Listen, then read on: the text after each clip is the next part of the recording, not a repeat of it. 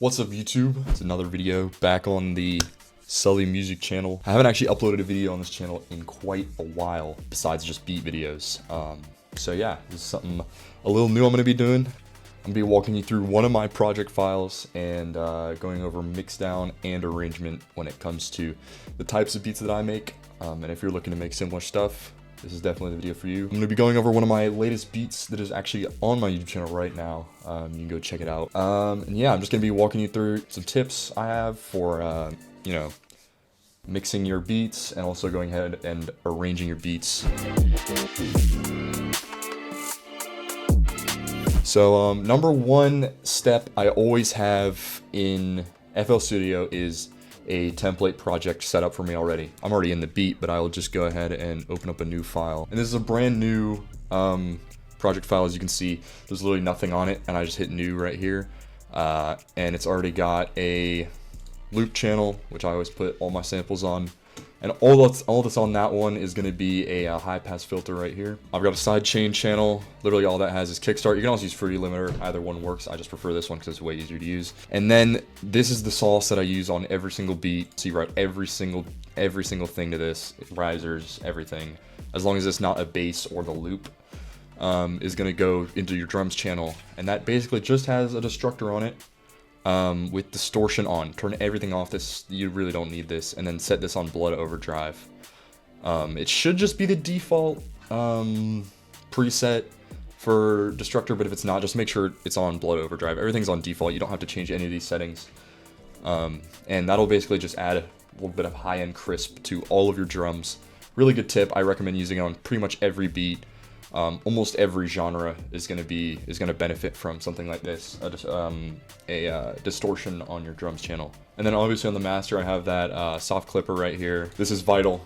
Do not use just a limiter. What you can do though, and I do this on pretty much every beat as well, is go ahead, move your soft clipper up one, and then go ahead and add actually a limiter, and then go ahead and turn the saturation down to half, and then the gain bump it just a little bit. And what that's gonna do is gonna clip your drums a lot lower. It's gonna be peaking at 3 instead of 0. It's gonna sound a lot better on car speakers. It's gonna sound a lot better on just almost every single stereo system. You might just need to turn down the volume of your kick or your 808 and it'll level everything out. I highly recommend putting this limiter on your master with the soft flipper right before it.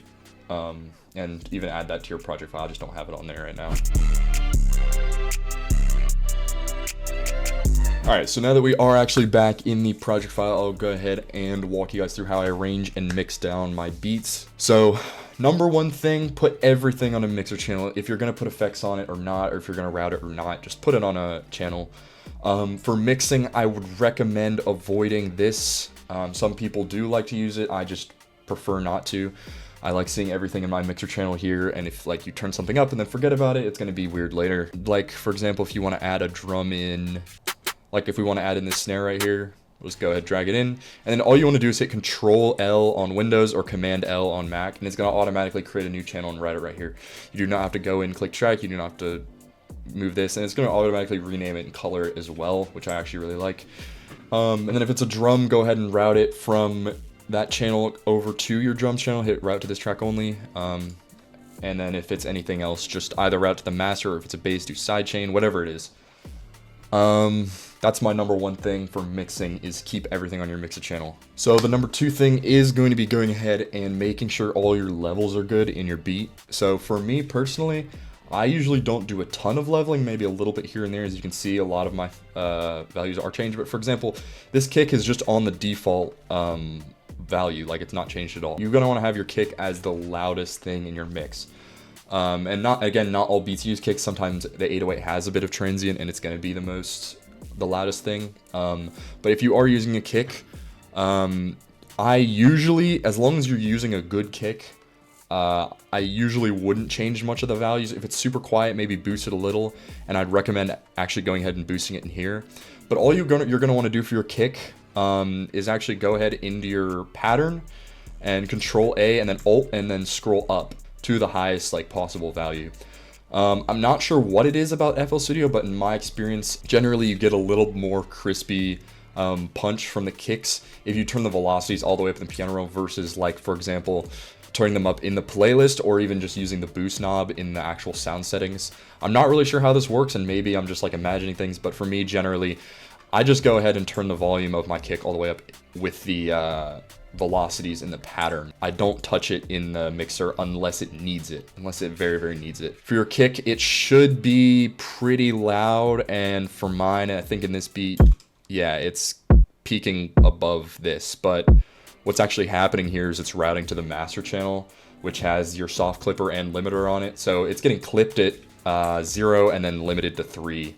So realistically, it's not actually going to be that loud, but you do want it to cut through your mix quite a bit. You do want it to be noticeably the loudest thing in your mix. And that brings me to the next point. That's going to be sidechaining. Now, when I first started making beats, I didn't actually sidechain for any of my beats, and that was a grave mistake. Sidechaining is going to improve your sound exponentially. It's going to make it more professional and cleaner, and it's going to get rid of a lot of the muddiness that's going to be in your mix. So my sidechaining method is going to be using Kickstart.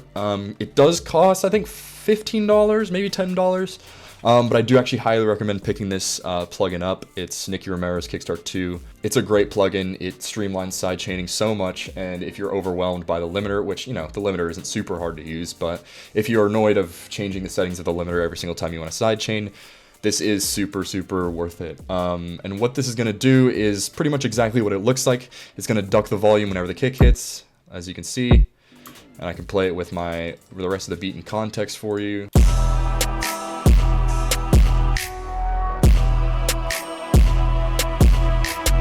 And basically the way to get this to sidechain, it's not super obvious off the bat. You want to click audio right here, and then go ahead and go to processing right here in these settings.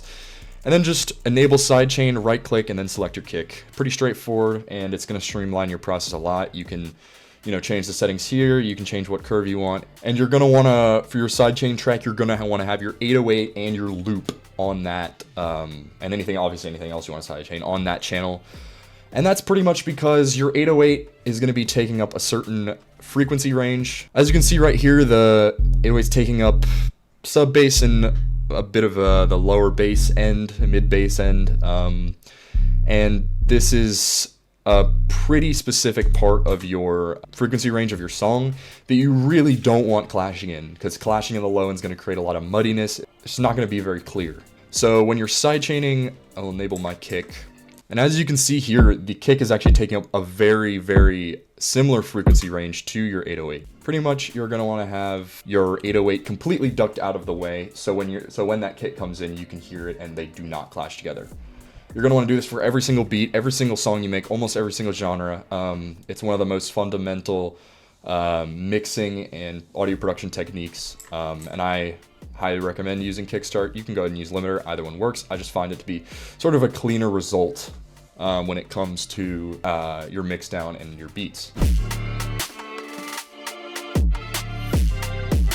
So the third thing I'm going to go ahead and show y'all is my techniques for layering. So layering is going to be one of the most important techniques you're going to want to know for creating full and exciting sounds that are sort of impactful.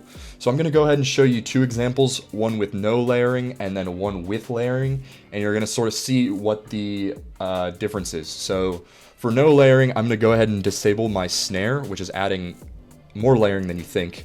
I'm going to go ahead and disable this cymbal, which is layered with the initial impact, and this stomp, which is actually creating quite a bit of bounce and layering. And so it's just going to be your essentials, so your kick and your snap, and obviously the two basses, and you'll see how sort of flat it sounds.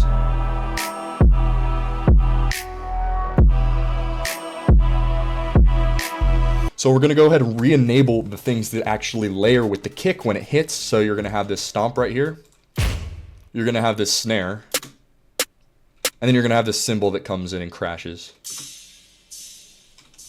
So when you re-enable all that, you're going to hear a lot of these things actually go ahead and hit at the same time and layer. And what that's going to do is it's going to create a more impactful transient, which a transient, if you don't know, is pretty much it's sort of the impact of the sound. It's sort of like where the sound wave is tightest. So if you go ahead and look, for example, so the transient in the spins 808, you can see it right at the beginning. It's actually pretty small in this one, but yeah, as you can see, it's where all the like waves are pretty close together.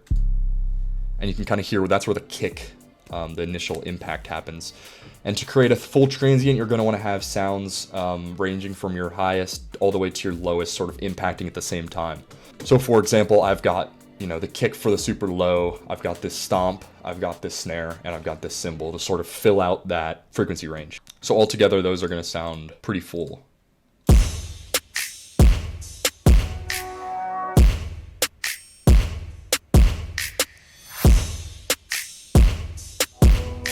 So yeah, as you can see, layering a bunch of sounds together is going to create a much wider and full sound in your beats. And I highly recommend layering multiple things, more than you think you might need, to create sort of that like full professional sound. Now the fourth thing I'm going to show you all is more related to arrangement, and it's going to be sort of a tip to make your beats more exciting to listen to. A lot of people will sort of just loop the same thing over and over and over. And you know, it can be good if a rapper just wants to hop on it and, you know, get a flow down. But in the long run, you're going to want to have your beats being a little more engaging, especially for posting tight beats. If you just have the same thing looping over and over, it's just not going to hold attention. It's not going to have, people aren't going to want to listen to it. So for example, for me, I'm cutting out a lot of elements throughout the song. Like I have, as you can see, all of the elements in at certain parts, but as you can hear, I cut the loop right here in order to make room for this sort of like rising bass that I have. And then I've cut actually all the drums for this last measure right here.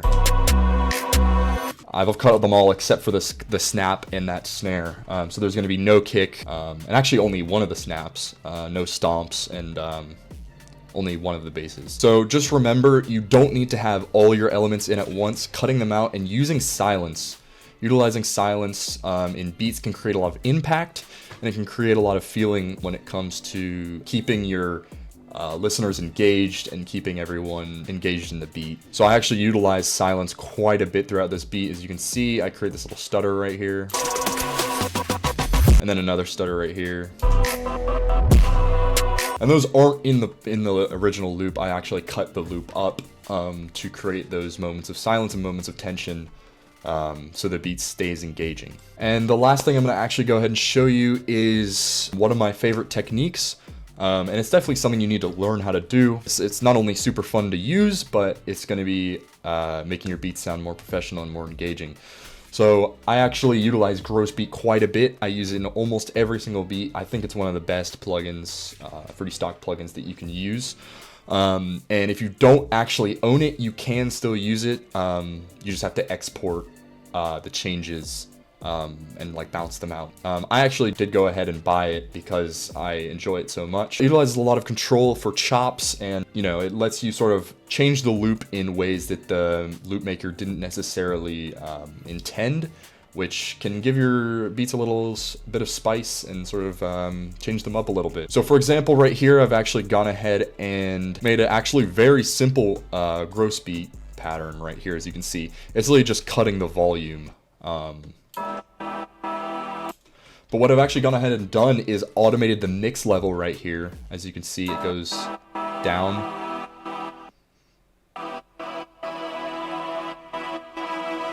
So it sort of sounds like it's reverbed almost, but really what's happening there is it's just letting some of the volume in as it progresses. So what you're gonna hear is that sort of like swelling thing. And this is a super easy pattern to make. You can make it in like 2 seconds in Gross Beat. You just go to the volume and then, you know, create this pattern. And yeah, just creating simple patterns and then automating them in and out and using them when they sound right in your beat will really give a lot of sort of variety and spice. If you want to actually go ahead and hear this beat fully, it is on my YouTube channel. Go check it out. I will link it down below. So yeah, I hope these tips helped you out. And yeah, y'all have a good night.